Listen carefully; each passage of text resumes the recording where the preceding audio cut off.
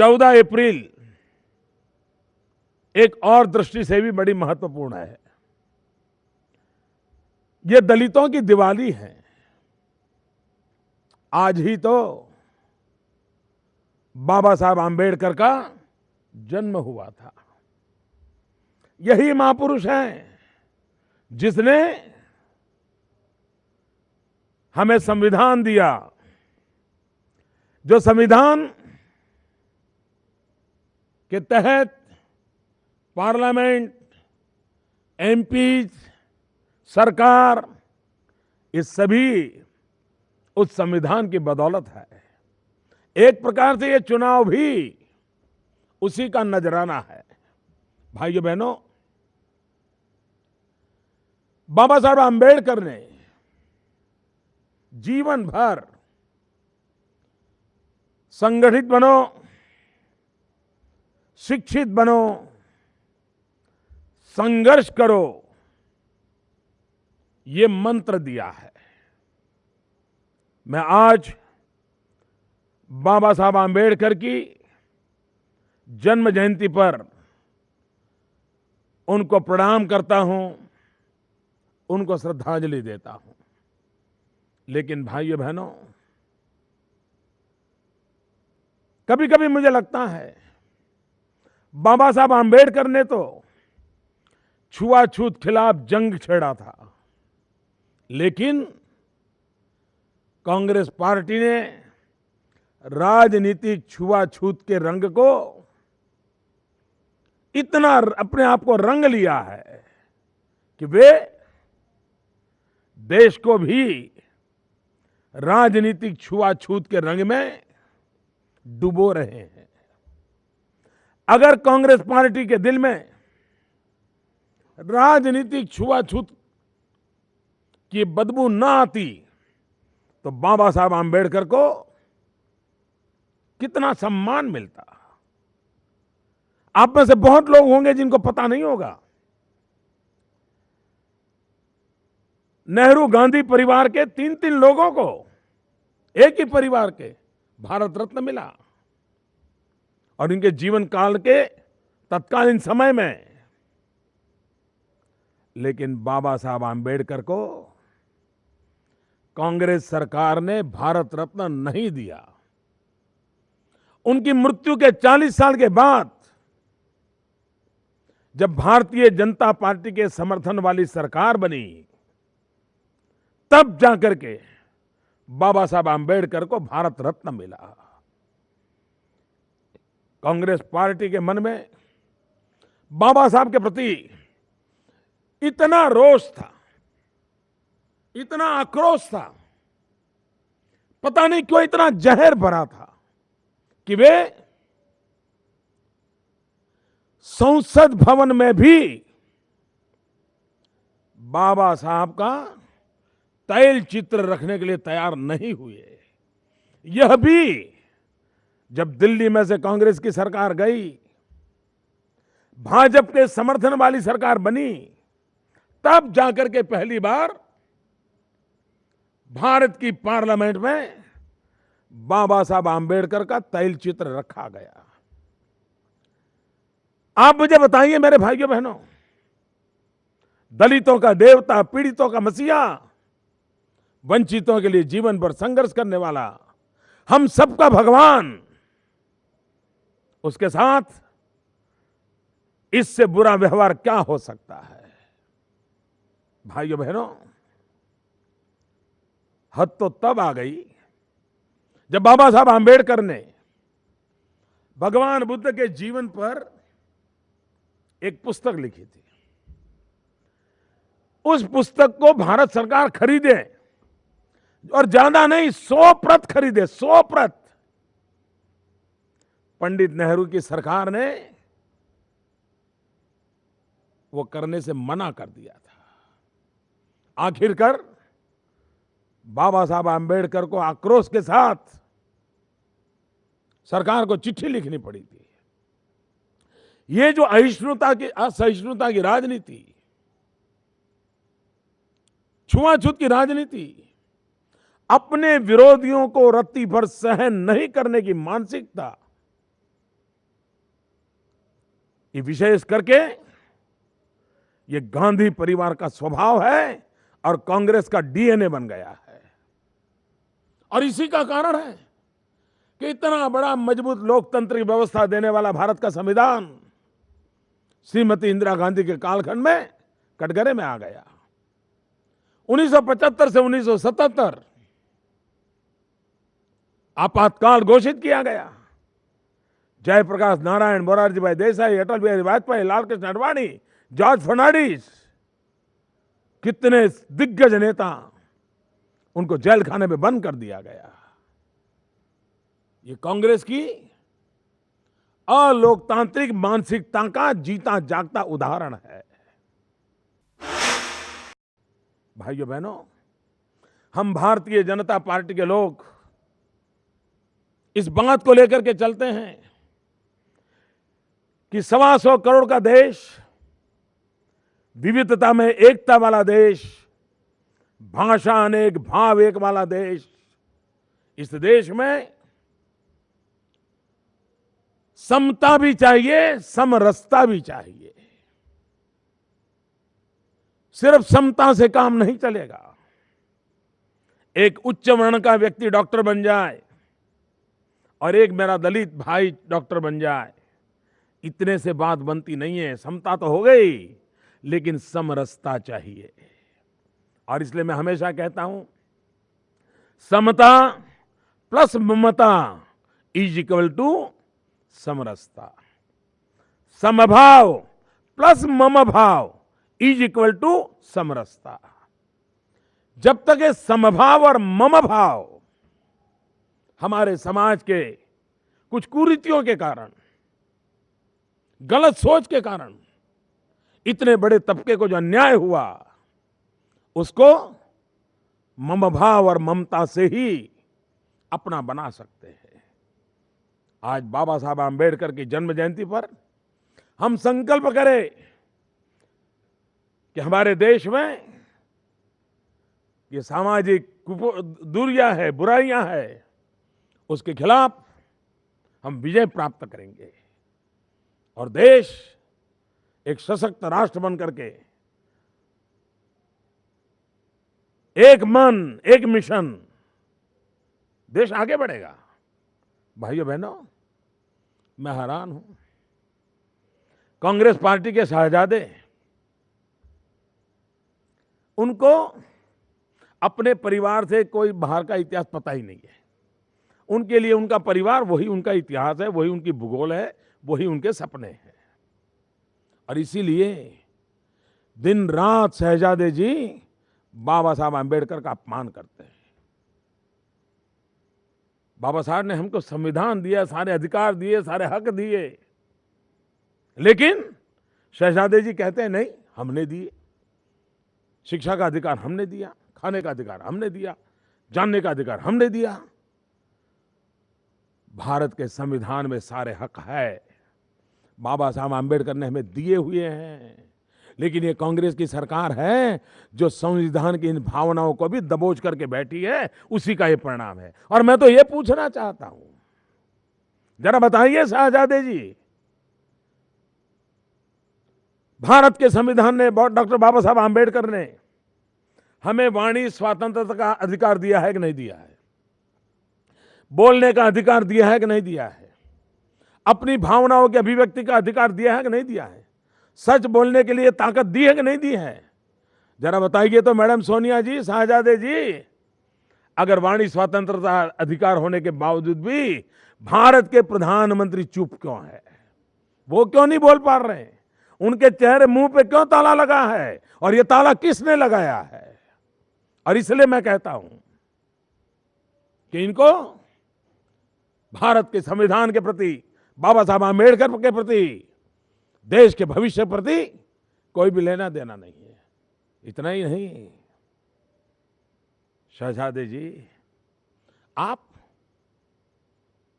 जिस परिवार से आते हैं,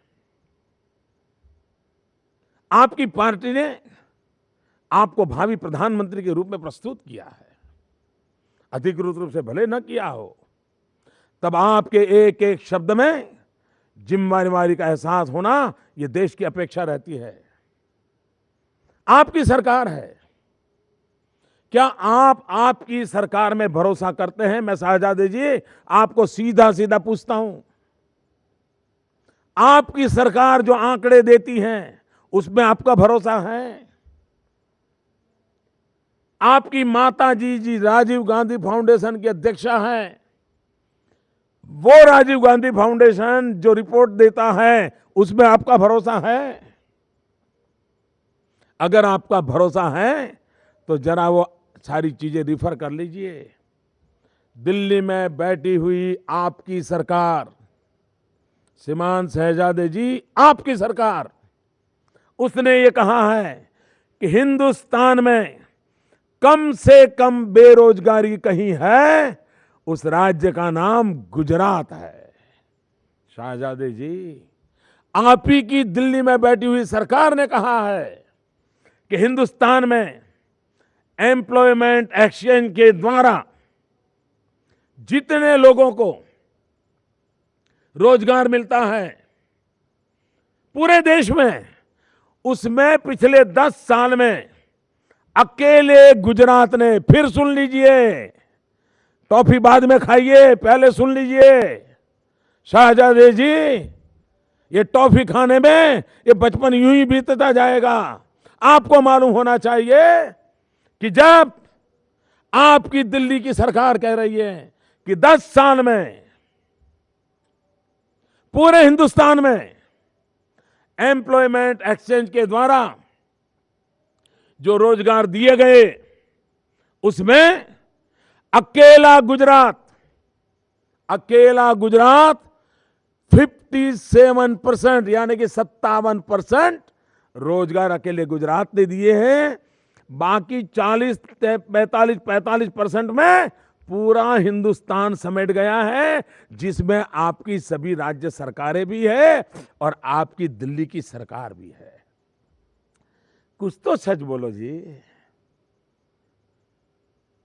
और मैं मीडिया के मित्रों को विनती करता हूं कि अनाप शनाप जो शहजादे आंकड़े दे रहे हैं ना, जरा वेरीफाई तो करो, जरा चेक करके देश के सामने रखो ना।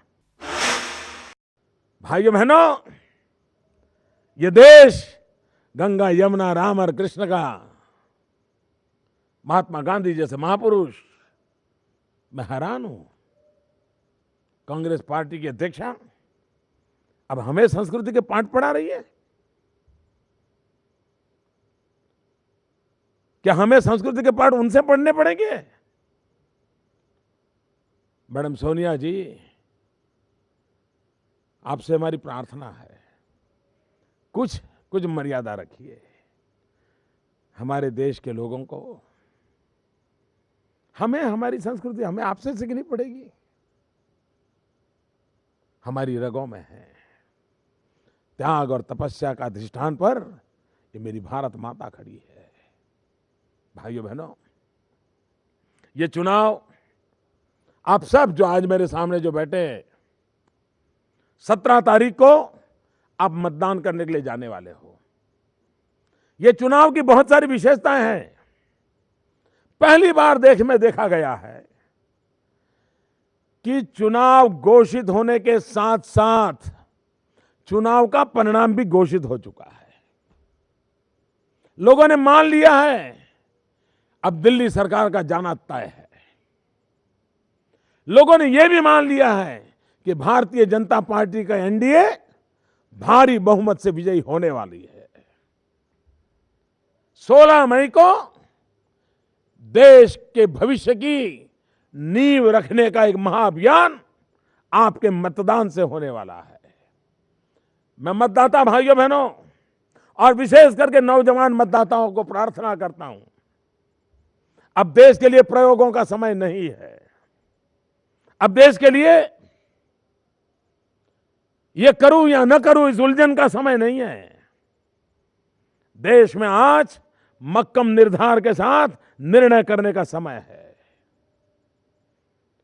आधे अधूरे मन से काम करने का वक्त नहीं है। जब ये सरकार जा ही रही है, कांग्रेस डूब रही है, तो क्या हमारा कर्तव्य नहीं बनता कि अब हम दिल्ली में बहुत ही मजबूत सरकार बनाए। पिछले 25 साल में देश को न मिली हो ऐसी मजबूत सरकार देना नौजवानों आपका कर्तव्य है, हमारी जिम्मेवारी है।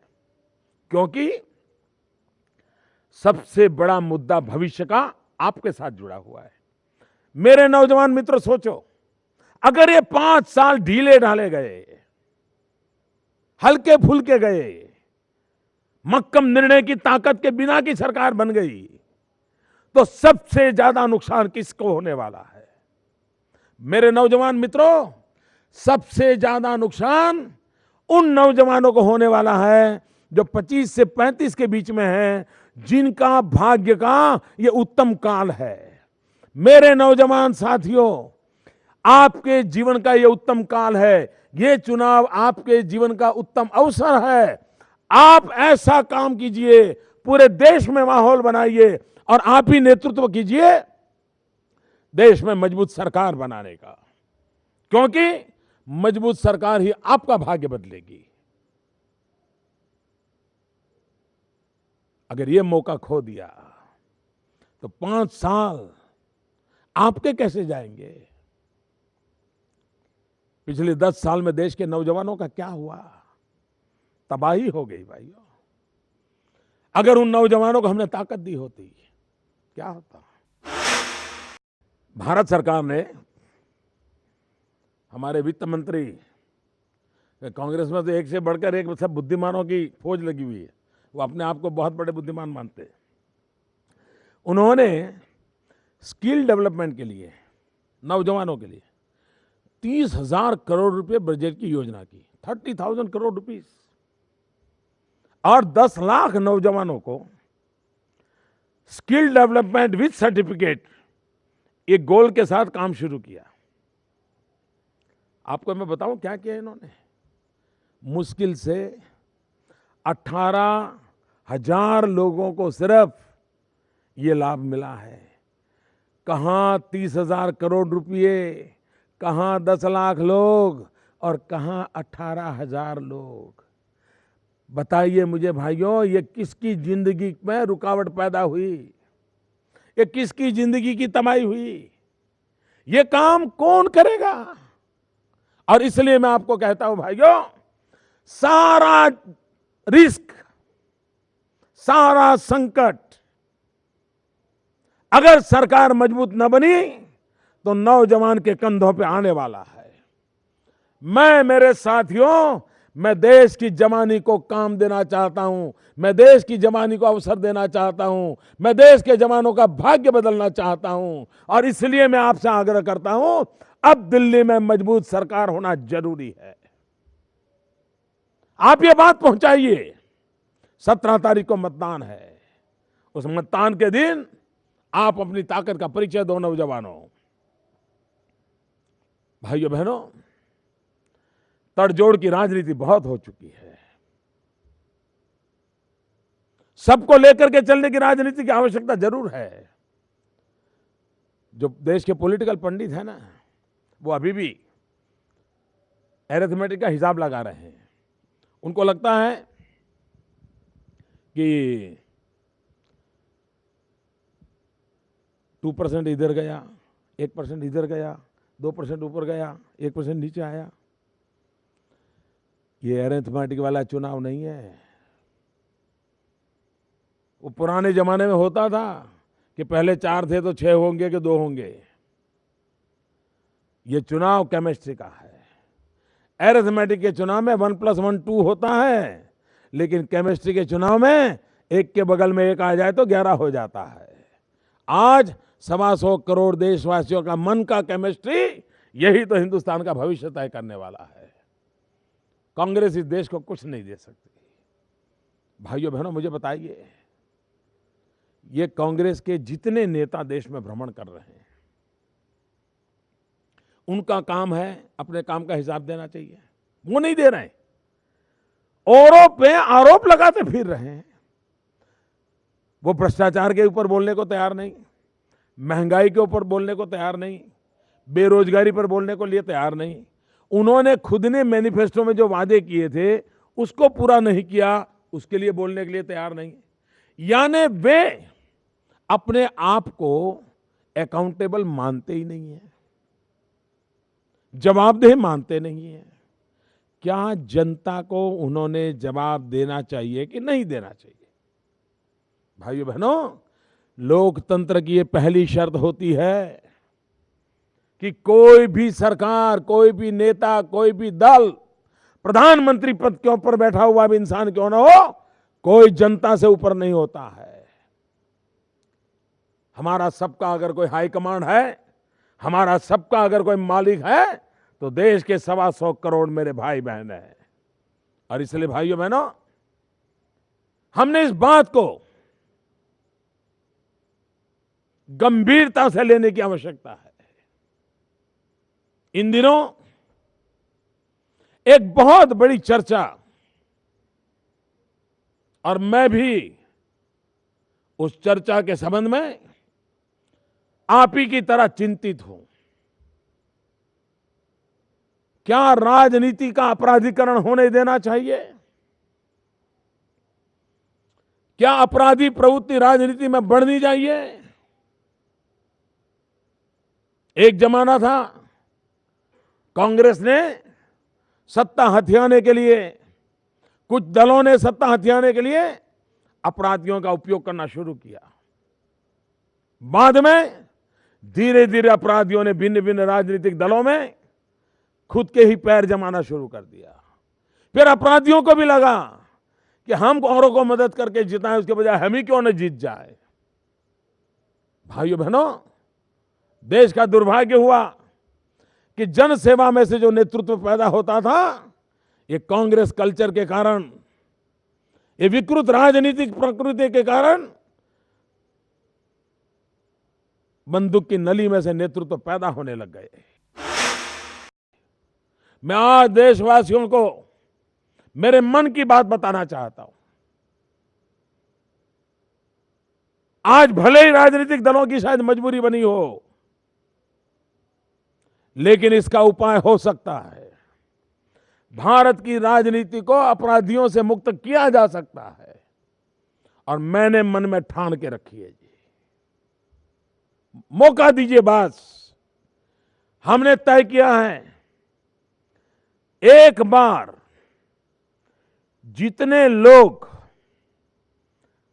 विधानसभा में चुन करके आए हैं, जितने लोग पार्लियामेंट में चुन करके आए हैं, उनके जितने भी पेंडिंग केसेस होंगे, जितने भी आपराधिक मामले होंगे, उन सारे के सारे मामलों के लिए अलग कोर्ट की रचना की जाएगी। सुप्रीम कोर्ट की निगरानी में सारा काम चलाया जाएगा, और 1 साल के भीतर भीतर दूध का दूध, पानी का पानी हो जाए। जो अपराधी हैं लेकिन राजनीति में आगे बढ़ चुके हैं, वो जेल जाएं। जो अपराधी नहीं है लेकिन झूठे मुकदमे लगाए गए हैं, उनको मुक्ति मिल जाए। एक शुद्धि की शुरुआत हो जाए। फिर जितने चुनाव लड़े हैं एमएलए और एमपी का, और उन पर कोई मुकदमे हो, उनके केस चलाए जाए, और बाद में पंचायतों में, कॉरपोरेशन में जाया जाए। 5 साल के भीतर भीतर भाइयों बहनों, मैं ये काम करके जाना चाहता हूं। आप मुझे आशीर्वाद दें। हिंदुस्तान की राजनीति में अपराध मुक्ति का अभियान, ये सिर्फ भाषण करने से होने वाली बात मैं नहीं मानता हूं, उपदेश देने से होने वाली बात बताना नहीं आया हूं। मैं मक्कम निर्धार के साथ, टाइम बाउंड कार्यक्रम के साथ अपराध मुक्त राजनीति, और मुझे उसमें सज्जन लोगों की मदद चाहिए, प्रामाणिक पवित्र लोगों की मदद चाहिए। और वो उसमें कोई भी दल होगा, मेरे ही पार्टी का कोई क्यों न हो, कोई डिस्क्रिमिनेशन नहीं होगा, अपना पराया का खेल नहीं होगा। ये मैं देशवासियों को विश्वास देता हूं। किसी ने ये हिम्मत नहीं की है। लेकिन मैं मानता हूं कि जैसा मेरा संस्कार है, जैसे जिस संस्कृति को मैंने अपनाया है, परमात्मा मुझे काम में मदद करेगा। मुझे जनता जनार्दन के आशीर्वाद चाहिए। आइए हम संकल्प करें, नौजवानों को रोजगार मिले, नौजवानों को जीने का अवसर मिले, नौजवानों के 5 साल 10 साल बर्बाद नहीं होने चाहिए। और आपके संतानों के 5 साल 10 साल बर्बाद होना मतलब आपके परिवार का भी बर्बाद होना है। बूढ़े माँ बाप का क्या होगा? विधवा माँ ने जिस बच्चे को पढ़ाया उसका क्या होगा? और इसलिए मैं जो नौजवान की बात करता हूं, वो उसका सिर्फ भला होने वाला नहीं है, उसके पूरे परिवार का भला होने वाला है, उसके माँ बाप का भले होने वाला है। और इस काम को मैं करना चाहता हूं। आज भारतीय जनता पार्टी, एनडीए, मैं हैरान हूं, हमारे पॉलिटिकल पंडित लिखते नहीं हैं, लेकिन एक बात है, ये पहला चुनाव ऐसा है कि प्री पोल अलायंस, मतदान में, चुनाव में जाने से पहले गठबंधन आज एनडीए की 25 पार्टियों के गठबंधन के साथ प्री पोल अलायंस आज तक के हिंदुस्तान का सबसे बड़ा अलायंस हुआ है। हम चुनाव के मैदान में है, जनता हमारे साथ जुड़ रही है। आपने कभी सोचा है, सत्ता दल, शासन में बैठे हुए लोग अपनी सत्ता बचाने के लिए कोशिश करें, ये तो मैं समझ सकता हूं। विरोधी दल इकट्ठे होकर के सत्ता वालों को हटाने की कोशिश करें, ये भी समझ सकता हूं। लेकिन पहली बार उल्टा हुआ है। सत्ता में बैठे हुए कांग्रेस के सारे लोग सारी पार्टियों को इकट्ठा कर रहे हैं। A party, B party, team party, ये कांग्रेस, बी कांग्रेस बना रहे हैं। नए नए फालतू लोग खड़े कर रहे हैं। और मुद्दा क्या? कुछ भी हो जाए, मोदी नहीं आना चाहिए। बताइए, वो अपने आप को बचाने के लिए चुनाव नहीं लड़ रहे हैं, मोदी घुस न जाए, क्योंकि उनको डर है, पता नहीं मोदी आएगा तो उनका होगा क्या। 16 मई को उनकी जगह कहां होगी, इससे वो कांप रहे हैं, भयभीत हो रहे हैं। भाइयों बहनों, मैं आपसे आज प्रार्थना करने आया हूं। मैं देश में 15 राज्यों के 100 से अधिक स्थानों पर एक साथ आपके साथ बात कर रहा हूं। मेरे सामने मैं आप सबको देख रहा हूं। लाखों लोगों के साथ बात करने का ये विश्व रिकॉर्ड आज हो रहा है। और इस विश्व रिकॉर्ड में आप भी हिस्सेदार है, इसलिए आपको भी बधाई देता हूं। भाइयों बहनों, आप मुझे बताइए, एक ही मुद्दा, मोदी रोको, मोदी रोको, मोदी रोको। भाइयों बहनों, ये चुनाव नकारात्मकता का चुनाव नहीं है, ये चुनाव सकारात्मकता का चुनाव है। ये चुनाव देश में आशा लेकर के आया है। ये चुनाव देश में भरोसा पैदा करने वाला है। ये चुनाव नई पीढ़ी में विश्वास पैदा करने वाला चुनाव है। और मैं साफ देखता हूं भाइयों, ये चुनाव 21वीं सदी में हिंदुस्तान कैसा होगा, हमारा भारत भव्य हो, हमारा भारत दिव्य हो, हमारा भारत सामर्थ्यवान हो, हमारे 125 करोड़ देशवासी शक्ति संपन्न बने, सामर्थ्य संपन्न बने, हमारे खेत खलिहान हरे भरे हो, हमारा गरीब हो, मजदूर हो, सम्मान के साथ जीता हो, हमारी मां बहनों की बेइज्जती अब बंद हो, हमारी मां बहनें, हमारी बेटियां सम्मान और इज्जत के साथ जिए। ऐसी 21वीं सदी की नींव 17 तारीख को आपके एक वोट से पक्की होने वाली है।